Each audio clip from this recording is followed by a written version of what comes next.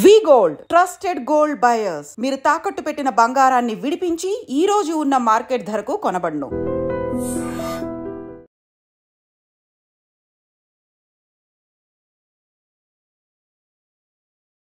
అన్నాడు తర్వాత ఇటు బండి అయ్యా మాకు అంతవరకే తెలుసు. చెప్పకుండా పోయింది.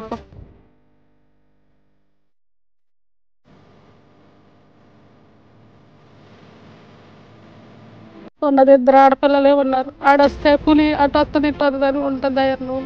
మేము శాతగాని వాళ్ళం ఏం చేస్తాం.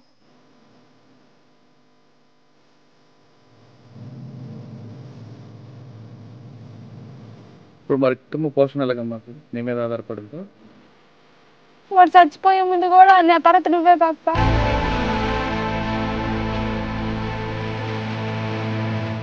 దేశం కోసం వాడు కాలేదు. 10వ తరగతి నుంచి అయినా చిన్నప్పటి నుంచి అయినా కానీ కళ్ళలో కూడా గన్నులు పెట్టేట్టు గాలుతున్నట్టు కళ్ళలో అట్టట్టు చేసేటోడు.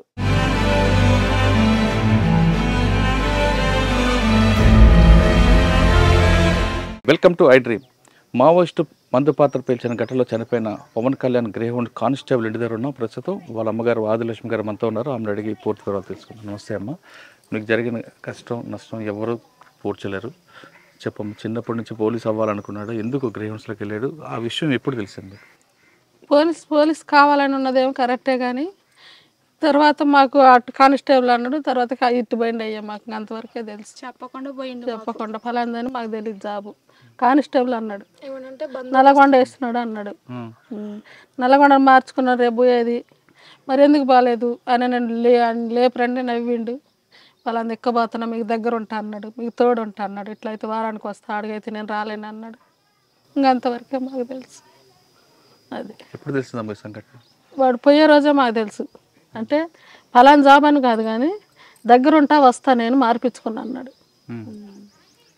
ఈ సంఘటన ఎప్పుడు తెలిసింది మీకు? ఈ సంఘటన బుధవారం వేస్తా. ఎప్పుడు నాయన అన్నది 8వ తారీఖు. మీకు ఒకే అబ్బాయా? ఒక్కడే. మరి ఎలాగే మీరు చేతికి అందిన కొడుకు చనిపోయాడు? కొడుకు చచ్చిపోయాడే బాధ. అంటే ఈ అదృష్టం అనేది మీకైతే నష్టం కదా? చిన్న నష్టం కాదు, కడుపు కోత, మా బాధ వేదన మాకు దిక్కు తెలిసేది కాదు. కొండొచ్చుకొని ఒరిగిపోయినట్టే ఉంది, కొండ ఒరిగినట్టే ఉంది సార్. మాకు మా బాధ దిక్కు తెలిసేది కాదు. ఉన్నది ఇద్దరు ఆడపిల్లలే ఉన్నారు. ఆడొస్తే పులి అటు వస్తుంది ఇటు వస్తుంది అని ఉంటుంది ధైర్యం. మేము శాతగాని వాళ్ళం ఏం చేస్తాం. అది మా బాధ. చిన్నప్పటి నుంచి భయం ఉంటుంది లేదా? భయం ఏమి ఉండదు, బాగానే అందరితో మర్యాదగా ఉంటాడు, మాట్లాడతాడు. పోలీసులు చెప్తున్నారు అంతమందిని కంట్రోల్ చేయడానికి ఒక్కడే వెళ్ళి ఫైట్ చేశాడు అంటే అంత ధైర్యం ఎక్కడి నుంచి వచ్చింది? ఉంటుంది ధైర్యం ఉంటుంది, దానికి భయం ఉంటుంది, ధైర్యం ఉంటుంది. కానీ ఉన్నాంగా వదిలేసిండు భయం. ఒకసారి ఆర్మీకి 10వ తరగతిలోనే పోవాలంటేనే అరిచిన వద్దన్న మానుకున్నాడు. ఆ భయం కొంది ఇది చెప్పలేడు ఫలానా చాటకు పోతున్నామని. ముందు నుంచి పోలీసు ఆర్మీ వెళ్ళాలి ఉంది. పోలీసు అవుతా చక్కగా నిలబడతా అట్లా చేస్తా అంటాడు కానీ జరాగా అంటా ఇట్లా అయింది. అది ఇప్పుడు మరి కుటుంబ పోషణ ఎలాగమ్మా ఇప్పుడు నీ మీద ఆధారపడిందా? వాడు చచ్చిపోయే ముందు కూడా నా తర్వాత నువ్వే కాక సతక్క నా తర్వాత నువ్వే కదా అనేది. ఇంకా హాస్టల్కి పోతాడు కదా అట్లా అంటుండేమోలే అనుకుండేది.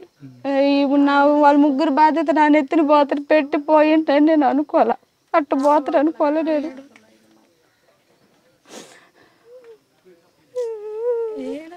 వాటి నిండు గొంతు నిండా రక్తం వచ్చింది, కుట్లేసారు. వాడు అంతా ఒకలాగా అయిపోయాడు.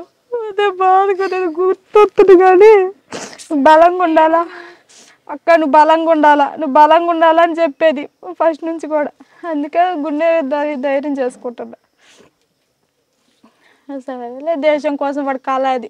10వ తరగతి నుంచి అయినా చిన్నప్పటి నుంచి అయినా కానీ కళ్ళలో కూడా గన్నులు పెట్టేట్టు గాలుతున్నట్టు కళ్ళలో అట్టట్టు చేసేటోడు. సరేలే వాడు కళ నెరవేరింది కానీ మాకు దూరమైంది. అదే బాధ. హైట్ ఉండాలి, నేను హైట్ ఉండాలని చెప్పి ఆలబడేది పైనుంచి కిందకి.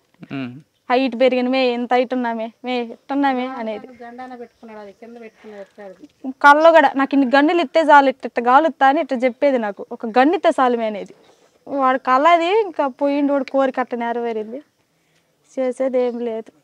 యుద్ధం మాత్రం ఆపితేనే బాగు. ఎందుకు నా తమ్ముళ్ళలాగా మిగతా వాళ్ళు బలి అవ్వటం ఎందుకు? చిన్నప్పటి నుంచి చైల్డ్హుడ్ ఫ్రెండ్ అండి. చైల్డ్హుడ్ ఫ్రెండ్ ఎట్లుంటుండే అంటే ఒకరి కోసం ఒకరు ఉంటుండే. మేము అందరం ఒక బ్యాచ్. ఒకరి కోసం ఎట్లా అంటే ఒకరికి అవసరం వస్తే అట్లా ఉంటుండే సార్. కానీ సడన్గా ఇట్లా అయ్యేసరికి మాకే అర్థమవుతలేదు. ఇక మేమే స్టాండ్ తీసుకోలేము అనుకో, వాళ్ళ ఫ్యామిలీకి ఎట్లా చూసుకోవాలని చెప్పి మేమే తీసుకొని కొంచెం వచ్చినాం. అసలు ఎట్లుంటుండే అంటే మీరు లీవ్ ట్రైనింగ్కి వెళ్ళిండు కదా, లీవ్కి వస్తే కూడా అతను లీవ్కి వచ్చినాక ఇంటికి వచ్చినాక కూడా ఆయన పనికి వెళ్తుండే. అంటే అంత కష్టపడ్డాడు సార్ ఆయన. అసలు అందరేమో లీవ్ తీసుకొని రెస్ట్ తీసుకుంటారు, ఫ్యామిలీ కోసం ఉండాలని అనుకుంటారు. కానీ ఆయననేమో ఇంట్లోతో పనికి వెళ్తుండే. అంటే ఎంత కష్టం ఫైనాన్షియల్గా వాళ్ళకి ఎంత క్రైసిస్ ఉందంటే చాలా ఉండే సార్. చాలా కష్టపడ్డాడు సార్. చిన్నప్పటి నుంచి జొమాటో అని స్విగ్గీ అని అన్నీ చేసిండు సార్. సెంటరింగ్కి వెళ్ళిండు, అమ్మ వాళ్ళతో వెళ్ళిండు, నాన్నతో వెళ్ళిండు. ఒక్కరోజు కూడా ఇంటర్ లేకుండే. కాలేజ్ ఉంటే కూడా కాలేజ్ లేకుండే. కాలేజ్ వాళ్ళు ఓపెన్కి వెళ్తుండే సార్. కాలేజ్ కూడా ఎన్సీసీ చేసిండు. ఎన్సీసీకి కూడా 5 days ఎన్సీసీకి ఎప్పుడు వాళ్ళు టైంకి వస్తుంది. నేను కూడా ఎన్సీసీ చేసిన సార్. ఇద్దరం కలిసి వెళ్తుండే.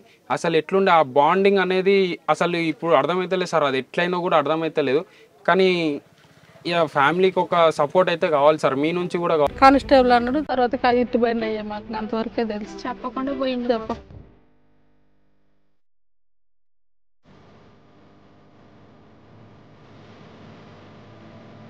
ఉన్నది 2 ఆడపిల్లలే ఉన్నారు. ఆడొస్తే పులి అటు వస్తుంది ఇటు వస్తుంది అని ఉంటుంది ధైర్యం. మేము శాతగాని వాళ్ళం ఏం చేస్తాం?